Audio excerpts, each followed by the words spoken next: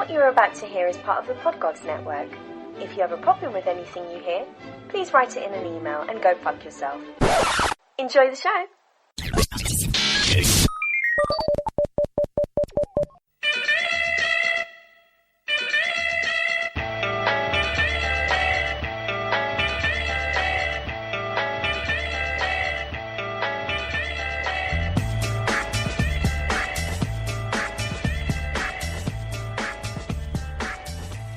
Hello everybody, oh my god, this is Michael coming at you to for Atheist Agenda. This is on 1/7 of 2014. I have been absent for about, 3 weeks or something.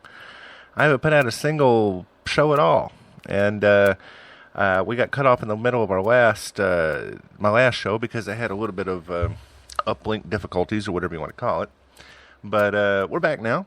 And I had a sudden vacation, and I ended up going to the Caribbean for Christmas and New Year's, and just got back about 2 days ago and thought that I deserved to, or that you guys deserved to at least get one good live show in, and we'll get back to our normal schedule about twice a week and things like that. But, the holidays turned out to be something that I didn't think they were going to be. And, so I had a great fucking time, man. I mean, I'm going to get into a little bit of it, what I did. I mean, I went down to the, Caribbean literally on a spur of the moment within a 2-day thing. And I just got back. I was down there about 2.5 weeks and, I guess almost 3 weeks, to get away from, the weather, the bullshit, and, I'm not a big, Christmas / Saturnella fan, or whatever you want to call it, whatever your Christmas thing is, it's not my thing. So, I decided, to get away, and had an absolutely wonderful time. And I'll share a little bit of that stuff with you a little bit later. What I wanted to do, though, is we got cut off in the middle of my last broadcast. And to be quite honest with you, I don't know what you heard, what you didn't hear.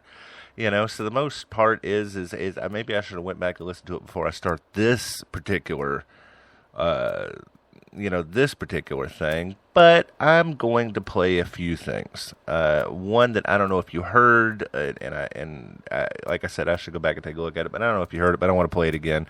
It's about Kanye West and that fucking idiot. I can't stand that stupid, uneducated fucking moron.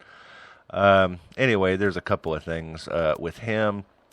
I am also going to have a new guest that's going to sit in from time to time. His name is Vinny Baducci, and he's a local, he's a New York Italian, and he sounds just like Joe Pesci.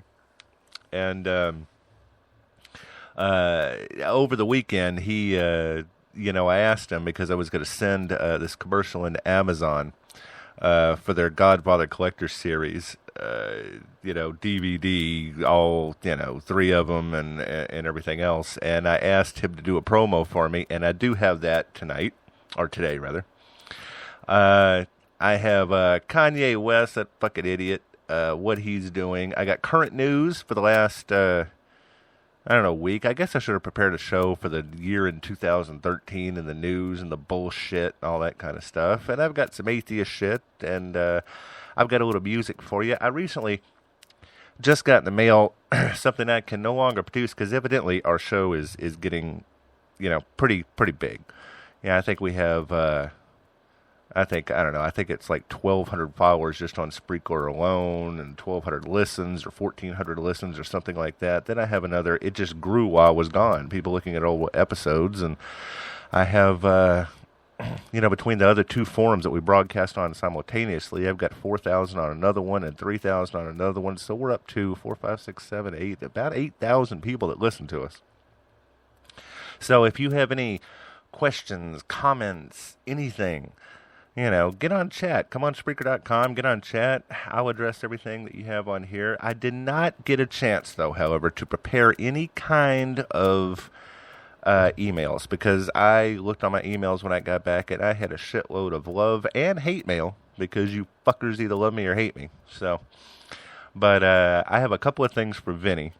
I'm going to play this one right now. It's about 1:37. And needless to say, this is his promo for Amazon.com.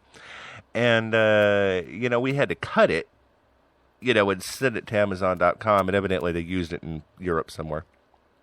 And they used our facilities for it. But Vinny, I don't know how to explain Vinny. I'd really like to introduce him while he's here so you could... But he'll be in here, I think, next show. And we had him do a couple of things, and he's just fucking hilarious. He's hilarious to the point that he's deadly serious. He is dead serious about everything he says. That's what makes him funny.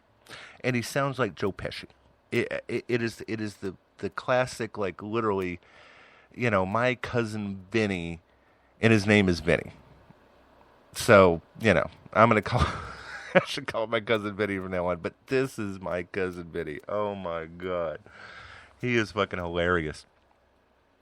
And I have his promo. Now, again, we had to cut this promo just for Amazon.com. So at the very end, or at the middle of it, whenever you hear, I think something to the effect of, this is Amazon.com, picking everything up at this holiday season at Amazon.com, you know what to do, or something. That's the end of the commercial.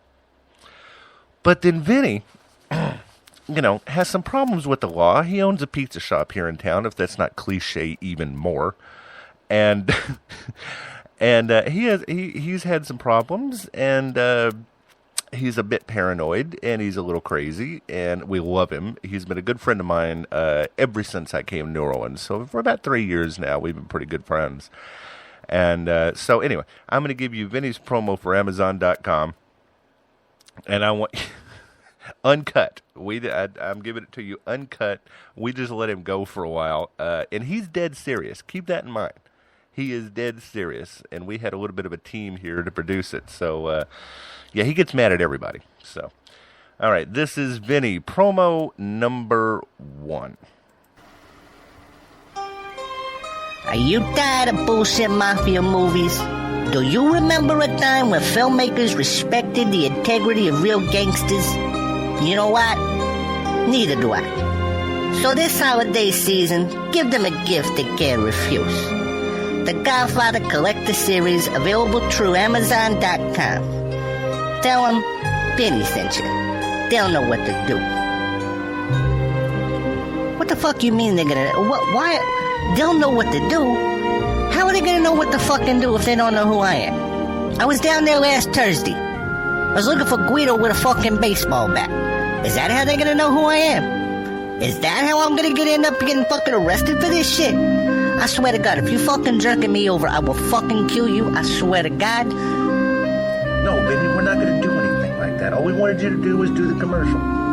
Do the commercial. Well, I did the fucking commercial. I swear to God, if you're fucking with me, I will kill you, that bald-headed fucker in the booth over there, the fucking president of this fucking place. I swear to God.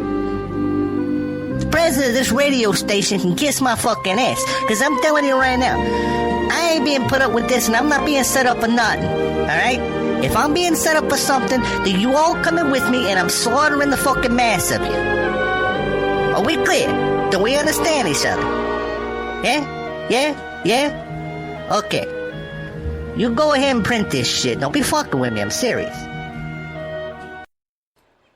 Yes, that was not rehearsed. That was Vinny. And he was deadly fucking serious. We had to have security. We thought he was setting him up. And then he did we gave him something else, which was 'Twas the Night Before Christmas, and we gave him an Italian version of it, which he'd never heard before. And that's this right here. It's about 2 minutes. I'll let you hear this one. He's going to be a frequent guest, by the way, so it should be interesting. This is Vinny, 'Twas the Night Before Christmas. I know I didn't get a chance to play this for you before Christmas break, before I left, and it was when we got cut off that night. But this is Vinny. 'Twas the night before Christmas, the whole house was mellow. Not an asshole was stirring, 'cause I had a gun under the pillow. Me and the skank were getting ready for bed. I wore pajamas, she wore a bag over her head. Went up on the roof, I heard this big crash. thought it was a burglar, I was gonna kick ass. Went out on the fire escape, looked up in the sky, and what did I see? This freaking fucking fat guy. With a red suit and boots that came up to his knees. In the moonlight, he looked kind of like Dom DeLuise. He had this big sled pulled by these reindeer. He called one of them Dancer, so I assumed he was queer. As he crept off the roof, it came clear to me that this guy was looking to steal my fucking TV. Now, over his shoulder, he had a big sack. He came down the stairs. This is where I planned my attack. I waited a second till the time it seemed right and smacked him in the head, bada bing, with a pipe. He fell to the floor with a groan and a thud. I was kind of surprised. I didn't see any blood. Instead, he rolled over, looked me right in the eye. When I saw who I hit, I nearly started to cry. I said, "Hey, yo, Santa, I'm sorry, aight?" "Not for nothing," he said, "but this just ain't my night." I got lost in the Bronx. I came over to some nuns. Had a near miss by Kennedy. Rudolph got the runs. I'm out all freaking night and I'm busting my hump. But I can't continue now. Not with this bump. So do me a favor and be a real pal. Take over for me. You be Santa Claus Sal. I said, "I'm from Brooklyn. I ain't right for the pot." He told me that Santa Claus comes right from the heart. He made me an offer that I couldn't refuse. Stop at every house except for the Jews. I got in the boots and stepped up to the sleigh, wondering why all the reindeers fucking smelled that way. That night I was Santa, bringing kids joy and bliss. And if you don't believe me, then yo, jingle this. Since then I've been with him every night in the cold, riding shotgun with Santa, 'cause he's fat and kinda old. I'm his #1 helper. I've been deputized. So on this Christmas Eve, don't you be surprised if you hear a voice say really loud and abrupt, "Merry Christmas to all. Thanks a lot. Shut the fuck up." So that was another one we had Vinny do. Anyway, Vinny was going to be I don't know, speaker here with me every now and then. So it should be entertaining because, everything's a problem. So we look forward to Vinny Baducci coming in. He should be fun. While I was gone, there was a couple of things that I don't believe I got to play for you, or something I just found out about. I don't know what I think one of the main things is there's a couple of news stories, and then I'm going to get in the Kanye West thing, because the Kanye West guy is just pissing me off. I can't stand this ignorant fucking piece of shit that he is. I just can't, but I'm going to get into him in a minute. I'm going to give you a little real news. News that I find relevant, not whether or not Miley Cyrus and how far she's sticking her fucking tongue up her ass, or what Kim Kardashian is doing with her new half-breed fucking baby, or, that's not news to me. However, what is news to me, and I find this interesting, especially in the state, and this is by the Associated Press, there's a group in Oklahoma that unveils Satan's statue design for Oklahoma.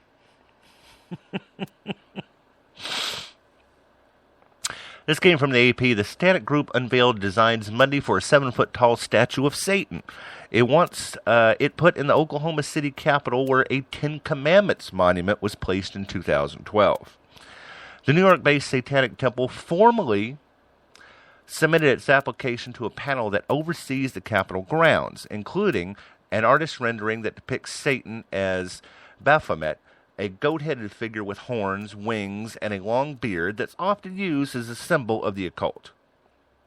Now, in the rendering, Satan is sitting in a pentagram-adorned throne with smiling children next to him. I swear to God, the only reason I mentioned this because I know it's just making the Christians fucking crazy. The monument has been designed to reflect the views of Satanists in Oklahoma City and beyond. Temple spokesperson Lucian Graves, can't be his real name, said that the statue will also have a functional purpose as a chair where people of all ages may sit upon the lap of Satan for inspiration and contemplation. I'm not even making it up. The Satanic Temple maintains that the Oklahoma's legislature decision to authorize a privately funded Ten Commandments monument at the Capitol opened the door for its statue. The Ten Commandments monument was placed on the north steps of the building in 2012, and the Oklahoma chapter of the American Civil Liberties Union has sued to have it removed. Good. Similar requests for monuments have been made by a Hindu leader in Nevada, an animal rights group, and the satirical Church of the Flying Spaghetti Monster. That's our atheists. Go, brothers! In response, the Oklahoma Capitol Preservation Commission recently placed a moratorium on considering any new requests. Anybody can still make their requests, they said, but we'll hold off on considering them until the lawsuit is adjudicated. The push by the Satanic Temple has rankled elective leaders in this conservative state known as the Buckle of the Bible Belt, who say such a proposal will never be approved by the commission. Which, again, in my opinion, I think it's just open up for another fucking lawsuit. I think you've got to remember where you are. This is Oklahoma, the middle of the heartland, said Republican Don Armas. He's a Republican, of course. I think we need to be tolerant of people who think different than us, but this is Oklahoma, and that's just not going to fly here. Quote, unquote. While Greaves acknowledges the Satanic Temple's effort, its part to highlight what it says its hypocrisy of state leaders in Oklahoma, he says the group is serious about having a monument placed there. The group has nearly raised half of the $20,000 it needs to build the monument. We plan on moving forward one way or another, Greaves said. Another Oklahoma legislator, Representative Earl Sears, called the group's effort an insult to the good people of the state. I do not see Satanism as a religion, and they have no place at the state capitol, said Sears. Isn't that fucking funny? Because the state is not supposed to recognize any fucking religion. I think that's the Satanist point. Because they turned down the Spaghetti Monster Monument, and that's exactly what it is. That's atheists that are basically telling them that, well, you prove your God exists, and we can't prove that the Spaghetti Monster doesn't exist, the Flying Spaghetti Monster, so why are you right? And that's what we do as atheists. Now, the Satanists decided that they want a monument, too. This must be driving them crazy. On its website, the Satanic Temple explains that it seeks a separate religion from superstition by acknowledging religious beliefs as a metaphorical framework with which we construct a narrative context for our goals and works. And they say Satan stands as the ultimate icon for the selfless revolt against tyranny, free and rational inquiry, and the responsible pursuit of happiness. That's fantastic. I don't know why I like that. I mean, I don't believe in Satan either, but fuck, you know? I mean, really, personally, I think Satanists are just a bunch of atheists that just want to really piss Christians off. I may become one.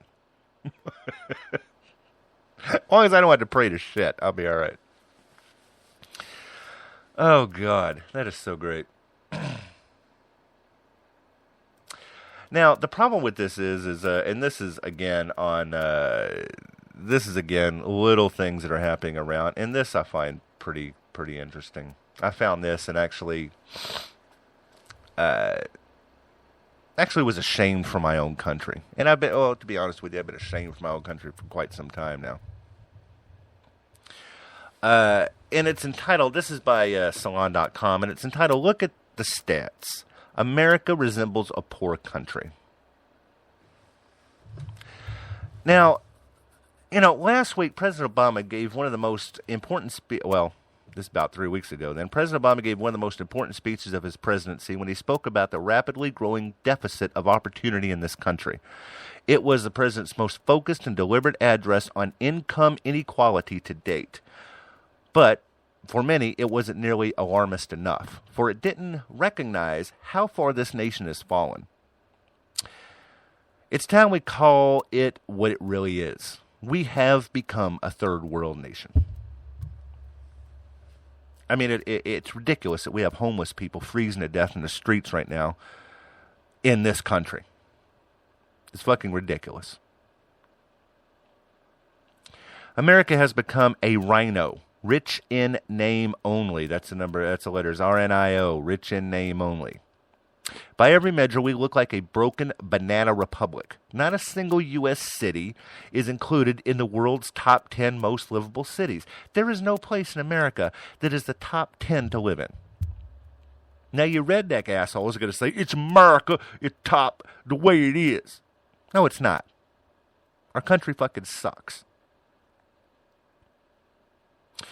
Now, only one U.S. airport makes the list of the top 100 in the world.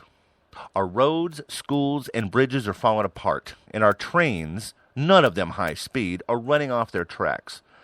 Our high school students are rated 30th in math, and some 30 countries have longer life expectancies and lower rates of infant mortality. The only thing America is number one at these days are the number of incarcerated citizens per capita and adult onset diabetes. Yeah, see, we jail more people than we do anything else. I think 3 decades of trickle-down economics, the monopolization, the privatization, and deregulation of the industry, and the destruction of labor protection has resulted in the 50 million of Americans living in abject poverty, while 400 individuals own more than half the nation's wealth. As the 4 Walmart heirs, which they never created jack shit, enjoy a higher net worth than the bottom 40% of our nation, sense of food insecurity is more on par with developing countries like Indonesia and Tanzania than with OECD nations like Australia and Canada. In fact, the percentage of Americans who say that they cannot afford the food they needed to feed their families at some point in the last year is 3 times that of Germany, more than twice than Italy and Canada. The destruction of the labor has been so comprehensive that the first world nations now offshore their jobs to the U.S. In other words, we've become the new fucking India.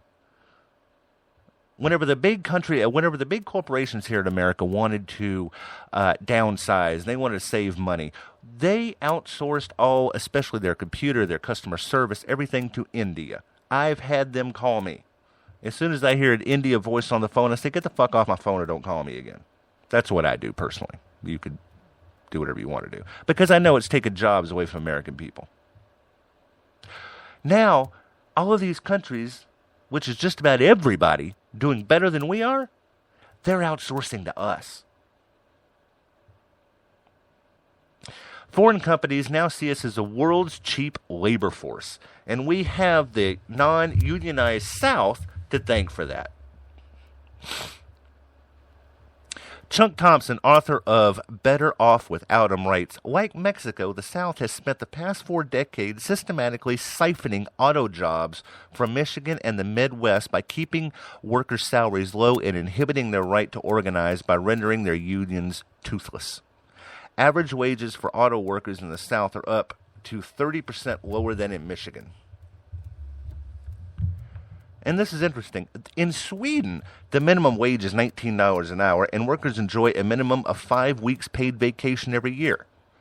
In the U.S., the minimum wage is a tick above $7 an hour, and workers can expect no more than 12 days of annual vacation. So, guess what? IKEA has set up a factory in Virginia. Volkswagen has set up in Tennessee, and the likes of Hyundai, Kia, BMW, Honda, and Toyota have all set up in the South to take advantage of the world's latest cheap labor force. Moreover, the profits of these foreign companies go towards stimulating their economies instead of ours. So it's amusing when Republicans blame Detroit's bankruptcy on the literal policies because nothing could be further from the truth. Detroit is bankrupt thanks to the Republican business model that has turned the entire South into a third world banana republic. A business model that the rest of the country is forced to compete with. For example, lower wages, lower corporate tax rates, low property taxes, and low environmental and labor protection, which results in the migration of industry and jobs from the northern states, which means a shrinking of the tax revenue base in cities like Detroit, for example. Now, since 2000, the population of Detroit has fallen 20% and property tax revenue has plummeted 26%. Take this as an illustration, ladies and gentlemen, of how we are in a never-ending death spiral race to the bottom. Obama's speech clearly depicted an America losing touch with its ideals. Not only is the middle class fast becoming the working poor, but upward mobility is becoming almost impossible to attain. At a time when America should be investing in its own future, it is dealing with a sequester that was never meant to happen. It happened because the GOP Congress would rather destroy the economy than see a black president succeed, period. Also, raising revenues runs against the GOP's fundamental pro-corporate strategy of starving the beast. Example, starving the federal government of revenues it needs so it can use deficits for an excuse to cut programs like Social Security and Medicare and replace them with for-profit alternatives. Now, Matea Kramer and Joe Comerford of the National Priorities Project write, and this is a quote from them, "Robust public investment has been a key U.S. prosperity in the previous century. It was then considered a basic part of the social contract as well as of Economics 101. As just about everyone knew in those days, citizens paid taxes to fund worthy initiatives that the private sector wouldn't adequately or efficiently supply. Roadways and scientific research were examples. In the post-World War II years, the country invested great sums of money in its interstate highways and what were widely considered the best education systems in the world. While research's well-funded government labs led to the inventions like the Internet, the resulting world-class infrastructure, educated workforce, and technological revolution fed a robust private sector." I mean, that's amazing to me. That's amazing to me. America, ladies and gentlemen, America's in an urgent need of significant investment. It needs a fucking enema is what it needs. We need to, as Obama said, not be stuck in a stale debate for, from 2 years ago or 3 years ago. A relentlessly growing deficit of opportunity is a bigger threat to our future than our rapidly shrinking fiscal deficit. That's one part of the solution.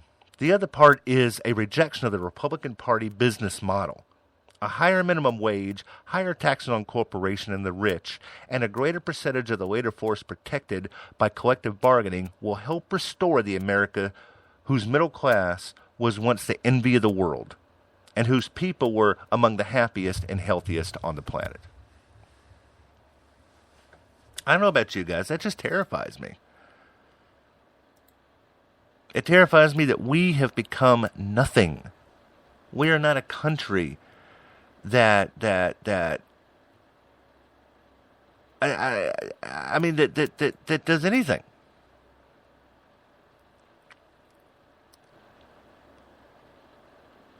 I mean, I'm saddened. I'm saddened that our country, which was once a great country, has just utterly been defiled and torn apart by Republicans.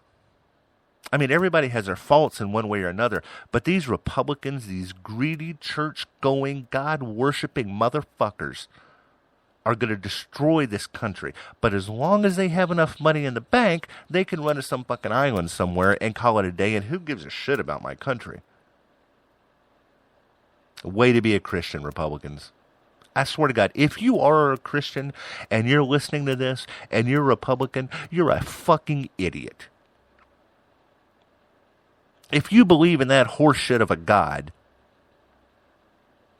and everything he says and his 10 commandments and what Jesus preached, then you're being blasphemous. Because even in the Bible, it says help the poor. Stop being greedy. Greed destroys. It says it in the Bible. But you people just can't do it. No. Why? Because you're fucking fake Christians. That's what you are. Oh, Lord. Now, getting to the Kanye West thing, this guy, this guy wants to make people be racist. He really does. Because there's nothing worse than having a complete fucking idiot that's worth $300 million. I mean, that is nothing to people that are educated. There's nothing that pisses an educated person off more than a fucking moron worth $300 million. I mean, he has an IQ of a fucking smurf. The guy has an IQ of what retarded people would call fucking retarded. The guy's a fucking nutcase. And he's so full of himself. I don't know if it's because he ended up tapping Kim Kardashian's ass and that bitch spit out a fucking kid. I don't know what it is. I don't know what he does. But I'm going to play a police chief. And what this police chief says, and this is sort of a news comment thing. Kanye West, to sum it up for the most part, said that, oh man, my job is so hard, I compare it to like a firefighter or a policeman and how dangerous it is. Well, and that's quote, that's what he said. He thinks he has a hard job. So, there was a police chief, and I believe it was Nebraska, that wrote his open letter. And this is from a news source, and I think it's KLTV in Nebraska. And I'm going to play that for you right now. So keep in mind, this is his response to Kanye West. I'm a police chief calling out rapper Kanye West.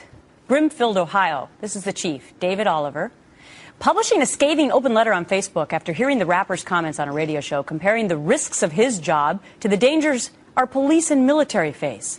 Kanye saying this during a recent radio interview, quote, I think about my family and I'm like, wow, this is like being a police officer or something, or like war or something. You're literally going out to do your job every day knowing that something could happen to you.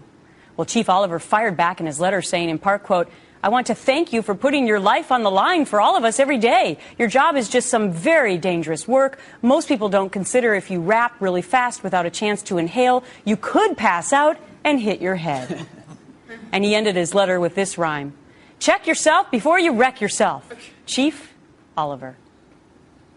I just wanted to get on and say I thought this was bogus, and this is why I think the way I think. Someone equating being a performer to being in a war. I mean, if you... the comparison isn't even remotely close. Check yourself before you wreck yourself. And I when I wrote that, I actually chuckled. Joining me now, Pete Dominick, comedian and radio host on Sirius XM Radio. Lou Dobbs, host of Lou Dobbs Tonight on the Fox Business Channel. And Charles Payne, a Fox Business Network contributor. Gentlemen, Mantle Panel, great to see you. Yes. All right, Pete, first time. I'm going to give you the first crack on this one. Does the chief have a point with his letter? Yeah, I mean, it's funny to go after Kanye, but as the president of the United States even said, he called Kanye West a jackass, because that's what he is, really. Kanye West is not a likable guy. On the mic, he's respected as a musician. Off the mic, he needs to stop talking. But I do have a problem with bringing attention to idiocy. Why? Because it's just, we shouldn't bring him. Kanye wants us to be talking about him. But he's a police officer, Lou. This guy's a chief of police, and Kanye equated being a rapper to being, I don't know, as dangerous as being a police officer? Come on. I love the fact that Chief Oliver has as big a platform, maybe a larger platform than Kanye West, and puts him down appropriately, I think. I don't know whether West was being ironic or wry or just being a fool. But the fact is, the chief, I love the fact in America now, the chief gets as big a voice as anybody else. Well, it's interesting. He has more than 55,000 fans Good on for his him. Facebook page. All right. Before I get to you, Charles, also from Chief Oliver's open letter, here's his quote. You, sir, are as misguided as they come since you are accustomed to danger from your life as an international rapper. I'm strongly encouraging you immediately abandon your career as a superstar and join the military. When the Taliban starts shooting at you, perhaps you could stand up and let the words flow. It could be something like, I'm Kanye West wearing a flak vest. I'm sure they would just drop weapons and surrender. Charles? Well, to answer Lou's question, yeah, he is being a fool. No, he wasn't joking around. I saw Kanye in concert 2 weeks ago. Really? Yeah, it was my son's birthday present. That's what he wanted to do. It was actually a pretty good show until he went on a rant. Now, during the rant, he compared himself to Steve Jobs, Walt Disney, and Howard Hughes. I'm serious, by the way. The story gets better. This is a patented rant that he goes on all the time. To be fair, I've done that on stage, too. but I'm not Kanye. Oh, my God. The irony of it all, my son said it was the best concert he ever went to, but at that point, even he said it's time to go. So, Wow. I mean, it's just delusional. Now, it's okay to be that delusional, but what he's really doing is he's really dissing policemen and the military. You think? And you draw the line. Hey, if you think you're as great as Steve Jobs, fine, but don't put yourself in. Yeah, this fucking asshole. That's what he did. And I love the fact, now actually Obama did call him a jackass. He called him a jackass a while ago. I think it was something to do with when Taylor Swift, which I don't know why this girl would ever win an award. But anyway, she won an award, and Kanye West came out, stole her thunder, and said Beyonce should have won it. I don't know. Most of you remember that. This fucking idiot, this lowlife. And then Obama called him a jackass for that. And then he called him a jackass again. More than 2 years after President Obama skewered Kanye West for stealing Taylor Swift's thunder, he's still calling the rapper a jackass. In the May issue of The Atlantic, the president says he prefers Jay-Z over Kanye. Even though, he says, although I do like Kanye, Obama continues with an easy smile. He's a Chicago guy, smart, he's very talented. He's displaying his larger awareness of the question, looking relaxed, cerebral, but friendly, alive to the moment, waiting for me to get to the heart of the matter. So the interviewer said, even though you called him a jackass? The president says, he is a jackass.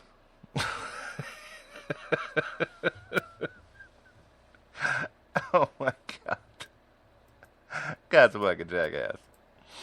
And, yeah, wow. He's just a fucking jackass. Now, Kanye West came back and said he's criticized the U.S. President Barack Obama for calling him a jackass. Obama first used the word to describe West after the rapper famously interrupted again Taylor Swift's acceptance speech at the VMAs in 2009, and used the term again in April last year when he admitted that he preferred Jay-Z over West. Speaking to Philadelphia's Hot 107.9 radio station, West admitted that Obama's criticism of him had summed up how the world felt at the time, but went on to say, I don't care if somebody, the president or not, I care about thoughts and about you helping people and what you bring to the world. My music brings joy to people. What I create brings joy to people. And I'm about people. I swear to God, I'm quoting this. Me, I'm not about me. I'm about, I got an idea that people gonna like.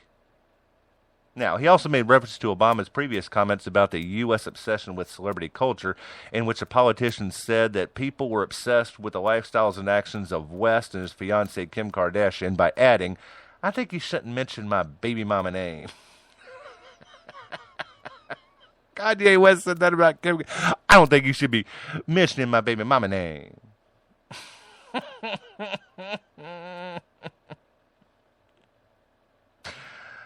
Oh, Lord.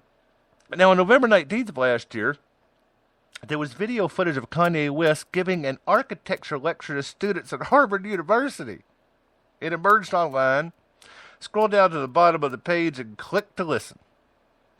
West told these in attendance that he believed the world can be saved through design, adding, I believe that utopia is actually possible, but we're led by the least noble, the least dignified, and the least tasteful, the dumbest and the most political.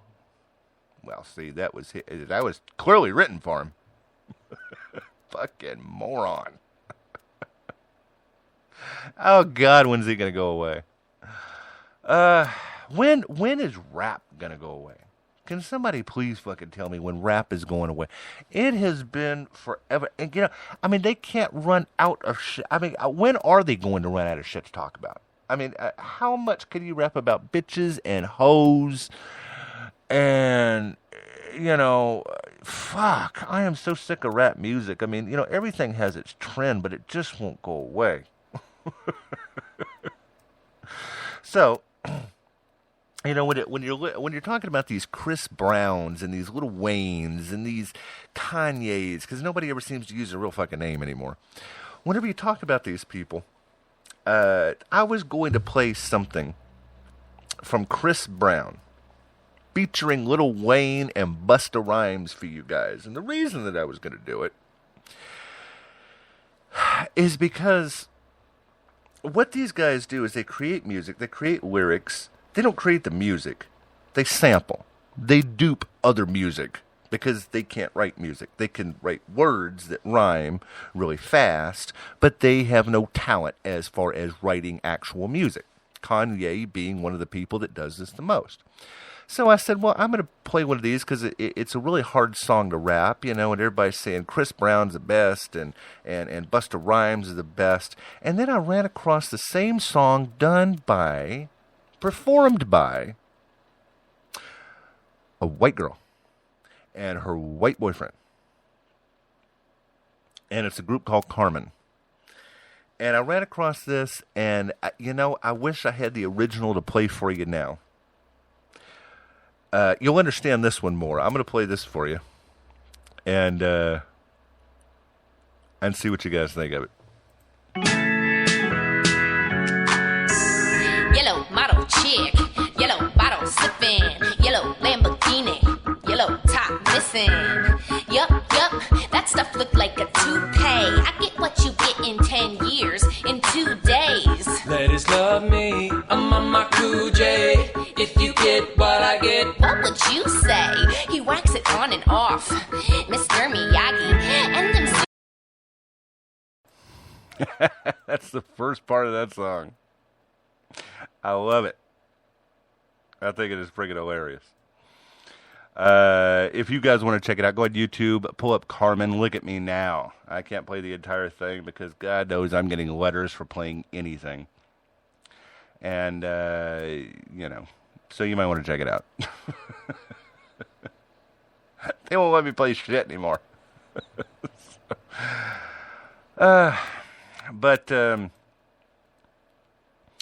Other than that, I hope you like Vinny Barducci. I'm going to cut this short tonight. We've been on about 45 minutes now. I'm going to cut this short. We're going to come back with more. I just wanted to get online and tell you guys I haven't abandoned you. And thank you so much for listening to me. We have so many followers, especially on Spreaker. And I appreciate every single one of you. And thank you for liking us. And, check out the stats. We have a lot of people listening to me, and a lot of people are spreading the word, and we're getting new people every day. And especially for somebody that hasn't been here in 3 weeks. I came back and couldn't believe what the numbers looked like. So thank you so much. Continue to listen, and we're going to be back later this week. We're going to be posting on Saturday. Saturday, we're going to have a show at 7 p.m. Central Time. And I think Vinny is going to be here. So please come in and check that out. Vinny's going to be in. We're going to speak to each other and get his thought on what the current news is and what he thinks. And it should be fun. And we'll have some stuff lined up. And we're going to go into the Jewish religion, as a matter of fact. I'm going to break down the Jewish religion. And how fucking stupid it is, too. And we will see you on Friday, 7 p.m. Central. Thank you so much for everything. My fans, thank you. I love you. And we will see you then. Thank you so much.